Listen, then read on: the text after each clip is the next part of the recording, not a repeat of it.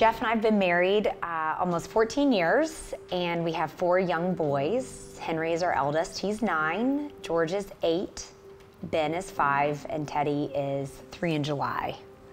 And we have a very active, loud, happy house. Loud. My name is Henry. I am 9 years old. I made mention to my pediatrician, you know, Henry looks really thin, he's eating a ton and he's drinking a ton, and she said, yeah, you know, I'd like to see him. And so the next day we took him in. She looked at me and she said, I'm almost certain that Henry has type 1 diabetes. I get a call from our pediatrician that said, you need to meet your wife at the hospital with your son, Henry. And my first thought was, oh my God, did we do this? And at that moment in time, I knew things were different.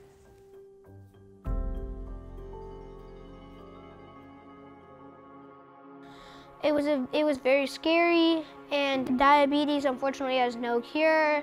I think he had gotten to this point a couple different injections. He looked up at her and said, well, when I'm out of here, I'm done with these, right? And the nurse said, well, no, this is what you're gonna have to do for the rest of your life. And you know, he just looked up at Megan and I with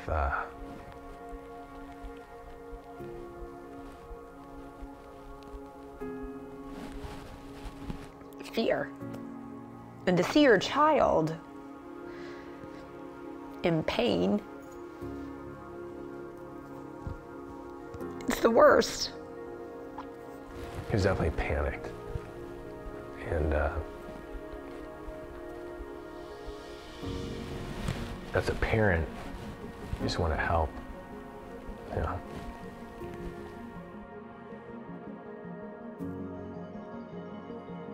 No 2 days are ever the same. You can eat, sleep, and do exactly what you did the day before, and your numbers will not be the same. There are just too many factors that go into blood sugar, stress, illness, adrenaline. It's not perfect. We were at David and Bridget's home for a Super Bowl party, and that was one of the scariest moments that we've had thus far since Henry's diagnosis. He went extremely low very quickly in their basement, and he felt it, but we didn't quite realize how low he really was. Suddenly I felt low. I told my mom. She checked me. I was actually 37. Dad, you rushed down very, very quickly. You were like saying like stay awake and don't lay down, because I think my eyes were rolling back in my head and I might have almost passed out. And we called 911. He was really losing consciousness. Yeah, I think that was our first understanding of how dangerous the disease is and can be, and what a powerful drug insulin is. And that will stay with you forever, that day. The Dexcom G6 allows me not to finger prick, and the Omnipod pump allows me not to dose with the insulin syringes. I'd rather not wear the stuff on my body, just because always some younger kids that are like 5 and 6 keep on asking me what it is, and I kind of feel embarrassed about that. Nobody deserves to be going through what I'm going through.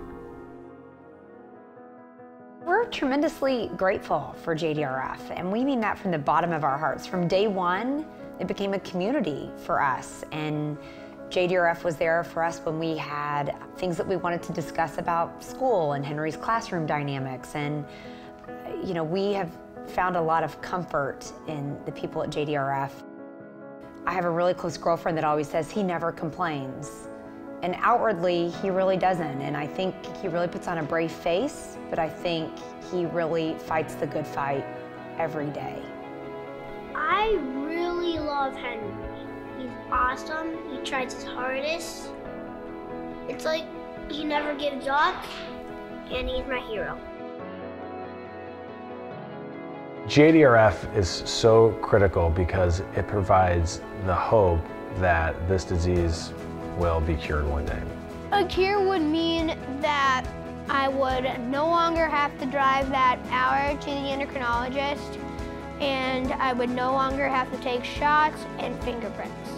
The disease is growing, and it's growing quickly, and we don't understand why. And every dollar that we can use to support JDRF will help us better understand the causes, if there are specific triggers, how we might be able to prevent, and then ultimately cure the disease. There's a lot that's happened in 2.5 years, and we are certainly stronger today than we were 2.5 years ago in a hospital, but we have an awesome family unit. This is the main idea.